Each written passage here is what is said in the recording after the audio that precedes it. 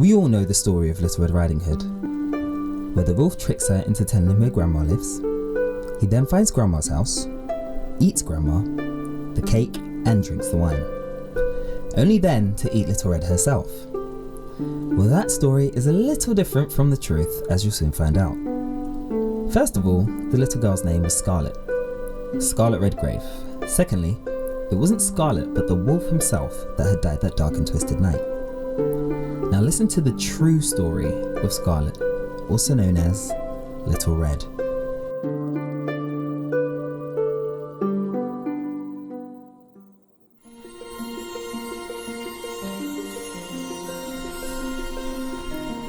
There once was a poor girl called Scarlet Redgrave, who was sent on an errand by Mother.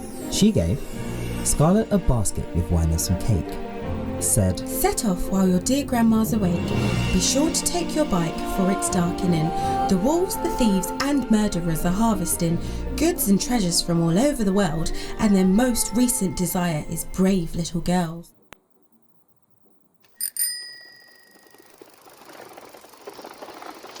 Soon Scarlet set off on her perilous journey, in hopes of reaching her grandmother's early.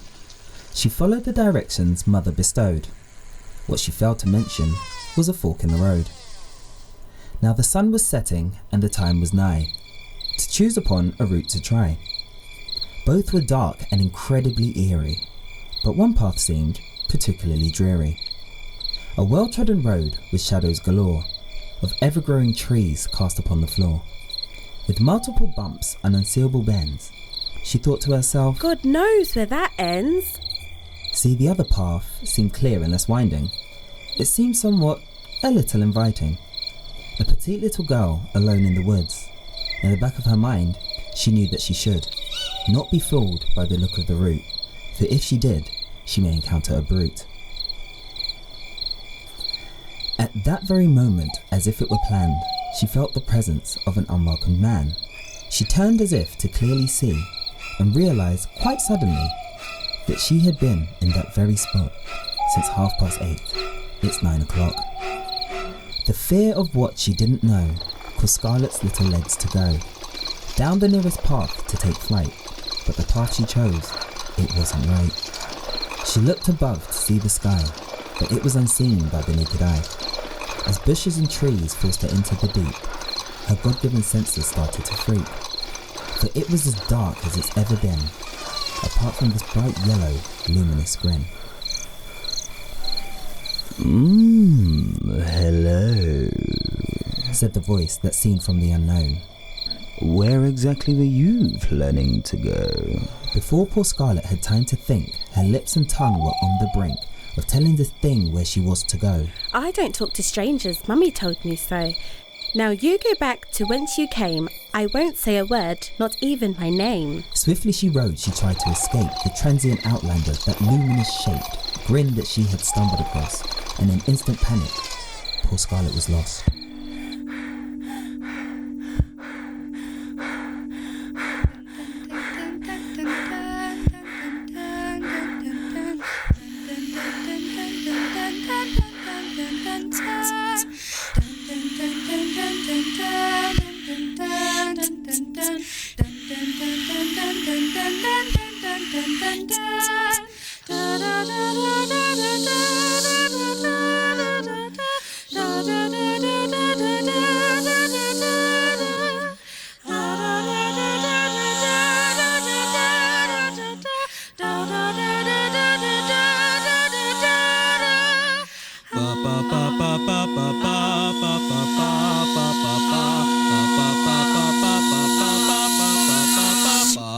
The woods were dark and silent as a mouse. All she could imagine was reaching the house, where her poor grandma was lying in bed. With that thought in mind, she pushed ahead. Further and further she decided to ride, to try and find a place to hide. Not the basket, the wine or the cake, for it was her bike that she wouldn't take. With her on the rest of this journey, she thought to herself, "Nothing can harm me." She wanted to ditch her bike and walk, like all this thing wanted to do was talk. In the near distance, an overturned tree. She thought to herself quite cleverly, "Over that tree my bike I should toss, and it would be hidden by the mountain of moss. So she did as she planned and threw the bike over.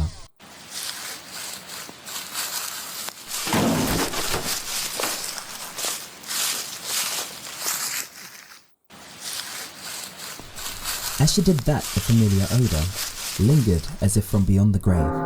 She said to herself, "Come on, Scarlet, be brave." So she continued to walk the way that still isn't safe in the mid of day. You go down to the woods today, you're sure of a big surprise. If you go down to the woods today, you better go in disguise. And started whistling a happy song to help her as she moved along, deeper and deeper into the woods, forgetting she was desired goods.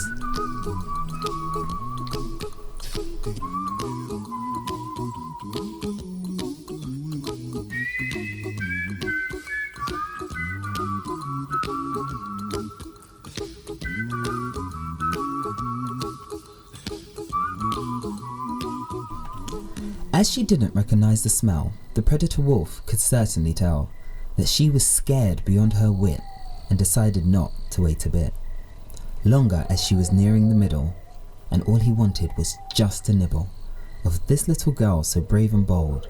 He'd lose a limb and sell his soul just for a single bite of Little Red's hide that night.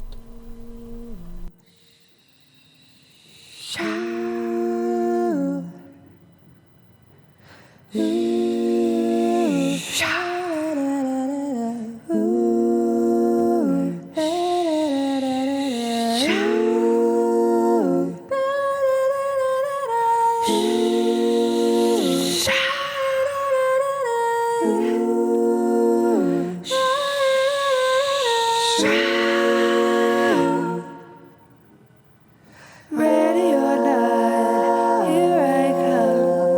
You can't hide. I'm gonna find you and make you me. Ready or not, here I come. You can't hide. I'm gonna find you and take it slowly. He walked past the overturned tree and realised quite happily that silly Scarlet had ditched her bike and now be the perfect time to strike. Scarlet paused for a moment as if it was safe and thought. She took a step, she paused again and thought. She repeated this process a couple of times, forgetting that she had left behind a child-hungry wolf, real cunning and sly, wondering to himself what tactics to try. He continued to trace Scarlet's scent. He ran quicker and quicker as he was hell-bent on devouring this little girl alone in the woods. He decided to be as careful as he could, not to alarm his petite pretty prey, and simply not to just give away. His plan on finding where she was going, the thought of her taste got his hunger growing. As Scarlet went down one last wind, it wasn't the house, but the wolf she would find. Hi, Said the wolf, out of breath and thirsty. you're all alone, and it's almost 10:30. Scarlet jumped right out of her skin and said to the wolf, "You look like you've been in these woods for a very long while." he said, Yes, I have, and you're only a child. Where are you going? You should be indoors. and just like that he had her in his paws, for Scarlet, confused and troubled by fear, told this bad wolf what he wanted to hear. "Well, I'm off to see my grandma, you see. She fell ill quite suddenly. I'm off to bring her wine and some cake." Poor little Scarlet, and what a mistake, Oh no! said the wolf, pretending to care. Your grandmother's ill. Well, that's not fair. "I know. Said Scarlet, And she's all alone. My grandfather died, and she can't use the phone." Alone? gasped the wolf. Well, that isn't right. I'll run ahead and see if she's alright. The wolf ran ahead, as he had said, hoping to find poor Grandma in bed. At that exact moment, the wolf slipped away, Scarlet remembered she wasn't to say where she was going or put Gran in danger. But it was too late. She told that dark stranger. As she looked back to see where she'd been, she suddenly remembered that luminous grin. Oh no! Screamed Scarlet. Oh, what have I done? If I'm going to save Grandma, I have to run. So Scarlet took flight and a slight detour and ran from the pebbles scattered on the floor. She entered the woods, not a smart move, you see, for now she was confronted by nothing but trees. She could still smell the wolf in his sweaty state, and in her mind she had to debate. To head straight for Grandmother's house, or to chase the wolf like a cat and a mouse. She ran as if she was being chased. Thought of Gran's sweet and warm embrace gave Scarlet the kick that she would need to make her ever-changing plan succeed. She continued running blindly through the woods, stumbling, bumping, crashing, thumping. She moved like she had lost this fight. I'm never going to make it there before sunlight. I'm never going to make it. What a dreadful night. I need to get there quick, but the house is not in sight.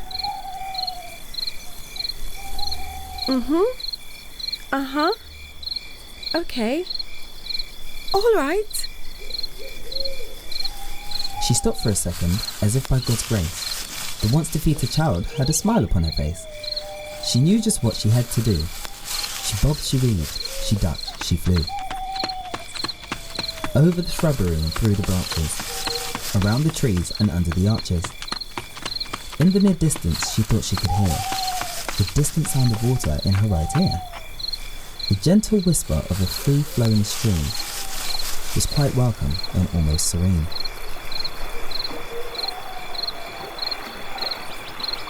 Amongst all this madness, a second of peace. As she headed for the water, she felt the relief. The active agony of stomach-churning grief was washed away by the transparent thief.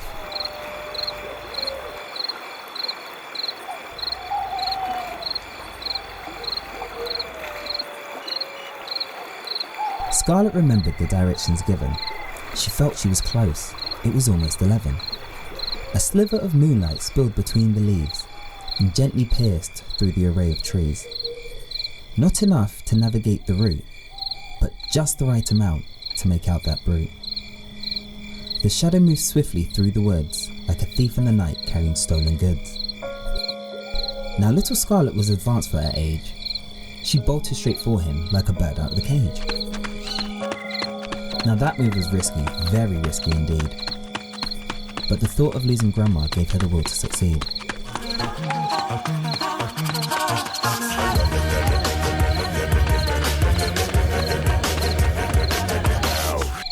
The little brown house was barely standing tall. It looked as though just one more gust would cause this house to fall. As she neared dear Grandma's house, the shadow disappeared. She knocked the door and pushed and pulled and thought, Now this is weird. I'm sure Mum told Grandma that I was coming.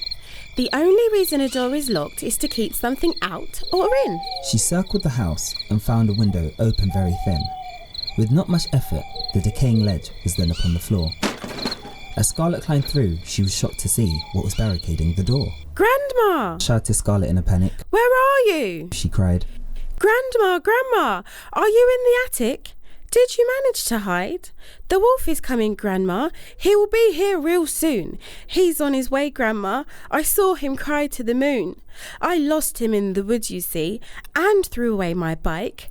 I've brought you wine and cake, Grandma. I told him take a hike. And there he was before I knew it, running in the lead. He was moving with such speed. Suddenly there was a great thud echoing from downstairs. The noise was so petrifying, it raised every single hair. Consumed by fear and concerned for Grandma's life, she trembled down the basement stairs with a kitchen knife. A brave little girl she may be, but nothing can prepare her for what she was about to see. Grandma, She said timidly. are you all right? Grandma, are you still here? I can barely see. Grandma, did you hear me calling you from way upstairs? Grandma, There also seems to be something's hand up there. From the shadows, Grandma stepped, covered in blood. Her nightie, her face, and even her hair. Scarlet cried, Oh my God! The wolf, Grandma! The wolf is in there. He doesn't look alive. I know, dear Scarlet, Grandma said. I was ready when he arrived. He did the same thing to me, you see, when I was a little girl, and all I wanted to do was make my dear grandmother well. I travelled for 2 days and nights to get to this very place, and when I got here this brute had wrecked the entire space. He ate my dearest Gran and tried to get me to. Like a phoenix reborn from the ash, believe me, darling, I flew. Now help me get up and out of here. I'm getting old, you see. Don't you worry, little one. The wolf should have feared me. Grandma slowly climbed the stairs, one by one by one. She got to the top. They turned around. And the dead wolf's body was gone.